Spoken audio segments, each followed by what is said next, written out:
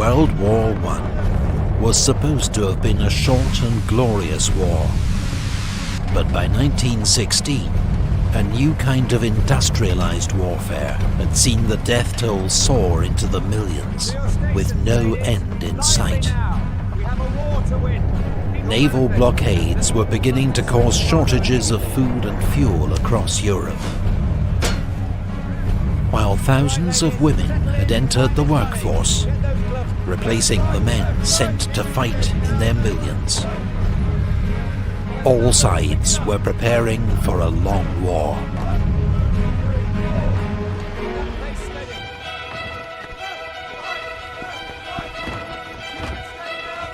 The war has raged for a year and a half as the Allies continue to battle the Central Powers, recently joined by Bulgaria.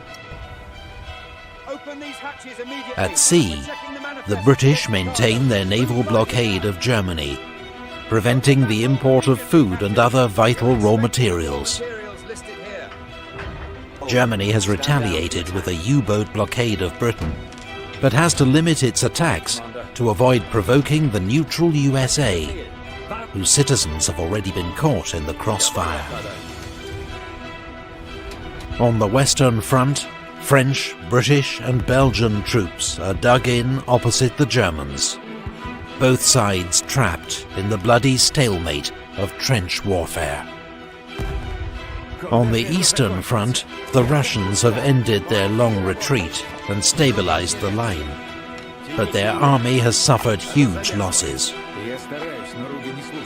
On the Italian front, Italian troops have launched a series of costly, unsuccessful attacks against strong Austro-Hungarian defences. While on the Balkan front, the Central Powers have overrun Serbia, whose army is forced to make a bitter retreat through the Albanian mountains. Now, on the 5th of January, Austro-Hungarian troops attack Montenegro. They are delayed at the Battle of Mojkovac, but 3 weeks later, Montenegro is forced to surrender.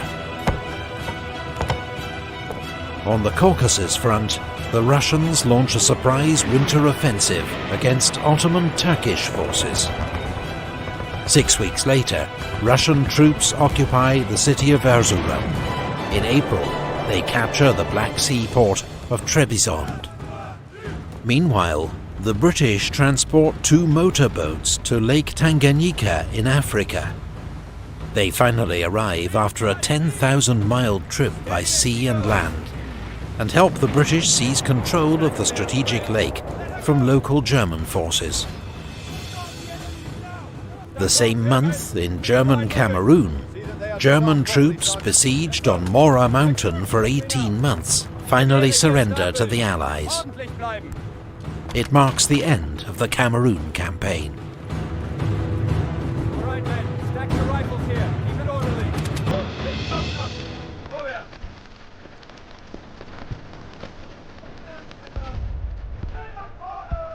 On the Western Front, the Germans unleash a devastating assault on the French fortress town of Verdun.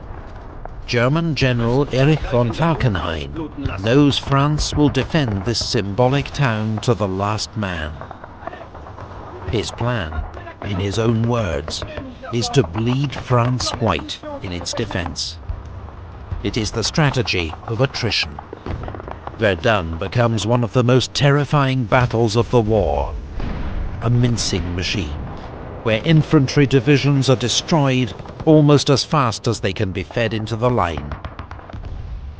In Britain, 1 million men have already volunteered for military service, but the government realizes it won't be enough. Britain becomes the last major power to introduce conscription. That spring, on the Western Front, British troops are the last to be issued with steel helmets. The nature of trench warfare produces a high proportion of head wounds. The German Stahlhelm, the French Adrian helmet, and the British Mark I steel helmet offer limited protection from shell splinters and shrapnel. Neutral Portugal has been cooperating with the British, which seems to offer the best chance of holding on to her African colony, Portuguese Angola. On the 9th of March, Germany retaliates by declaring war on Portugal. On the Eastern Front, Russia launches an attack near Lake Nara to relieve pressure on the French at Verdun, but it's a disaster. There are 100,000 Russian casualties, and the attack fails to divert any German troops from the fighting at Verdun. In Dublin, Irish Republicans launch an armed revolt against British rule. It becomes known as the Easter Rising, and is put down after 6 days of street fighting.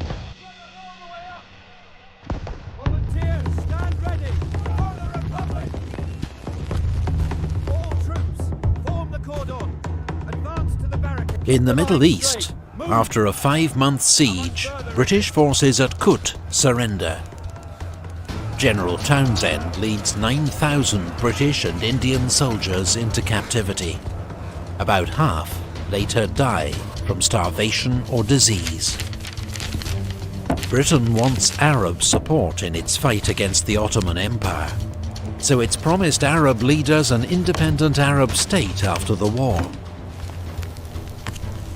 But now, Britain and France secretly sign the Sykes-Picot Agreement, planning after the war to divide the Middle East into British and French zones of control.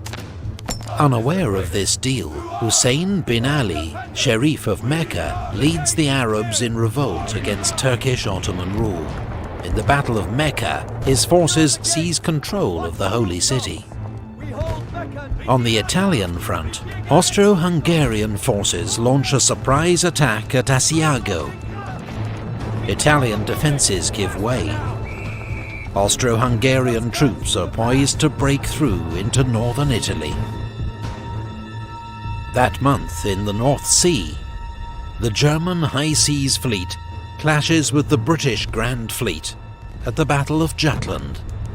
In the only major naval battle of the war, the British suffer heavier losses, but claim victory as the German fleet withdraws and does not re-emerge from its base for the rest of the war.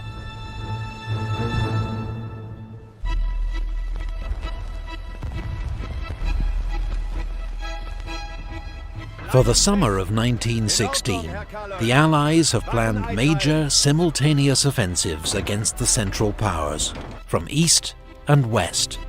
Now they are needed more than ever to relieve pressure on the French at Verdun and the Italians at Asiago. The Russians launch their attack first. On the Eastern Front, General Alexei Brusilov has carefully maintained the element of surprise. His troops break through the enemy lines, in some places advancing 60 miles and taking 200,000 prisoners. This brilliant, though costly, Russian attack achieves its aim, as the Central Powers are forced to redeploy troops from other fronts to shore up the line. At sea, British cruiser HMS Hampshire, en route to Russia, hits a mine and sinks off Orkney. Among the 650 dead is Britain's iconic Secretary of State for War, Lord Kitchener. 3 days later in the Adriatic, Italian troopship Principe Umberto is sunk by a German submarine. It's the deadliest sinking of the war, with 1,900 lives lost. On the Western Front, Britain and France launched their major summer offensive, the Battle of the Somme. Hopes are high for a breakthrough, but the first day is a disaster.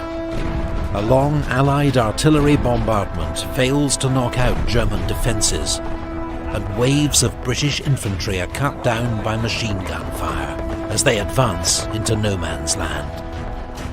In the space of a few hours, the British suffer 57,000 casualties, a third of them killed. It's the worst day in the history of the British Army. But more attacks are ordered, and the battle will rage for another 5 months.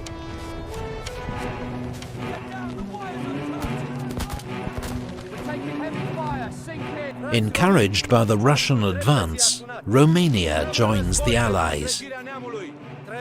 But despite an initially successful advance into Transylvania, Romania quickly faces a counter-offensive from German, Bulgarian and Austro-Hungarian forces.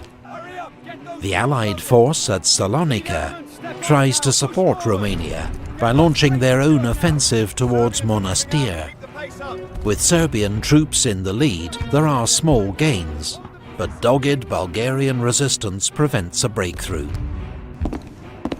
On the Western Front, General von Falkenhayn finally calls off the attack at Verdun. The French army has honoured their commander General Nivelle's promise. Ils ne passeront pas. They shall not pass. But victory comes at a terrible price. 365,000 casualties. The Germans lose almost as many. Verdun remains one of the bloodiest battles in human history.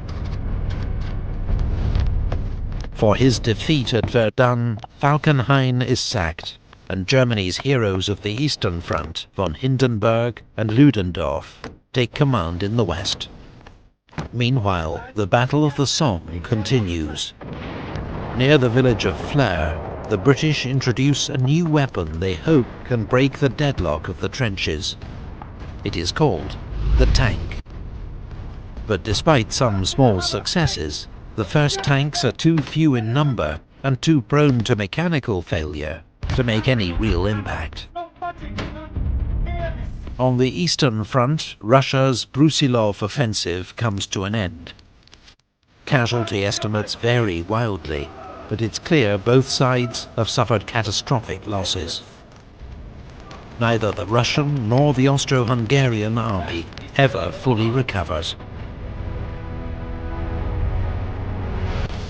On the Italian front, heavy fighting rages throughout the autumn, as Italian forces make repeated, costly assaults against Austro-Hungarian positions along the Isonzo River. The Battle of the Somme comes to an end amid autumn rain and mud. The Allies have advanced 10 miles at the cost of 600,000 casualties. German losses are about 450,000. The Allies reassure themselves that this is a winning strategy, because at this rate, Germany will run out of men first. Meanwhile, disaster engulfs Romania, as the country is overrun by the Central Powers. Romanian forces suffer 250,000 casualties. The remnants of its army take position alongside the Russians on the Eastern Front. That winter, Franz Joseph, Emperor of Austria since 1848, dies. He is succeeded by his son, Karl. In Britain, Prime Minister Herbert Asquith is forced from office, and succeeded by David Lloyd George, while General Joffre is replaced as French Commander-in-Chief by General Nivelle, who promises victory through bold, aggressive action. Amid the comings and goings, US President Woodrow Wilson's attempts to mediate a peace settlement come to nothing. Neither side is willing to make concessions.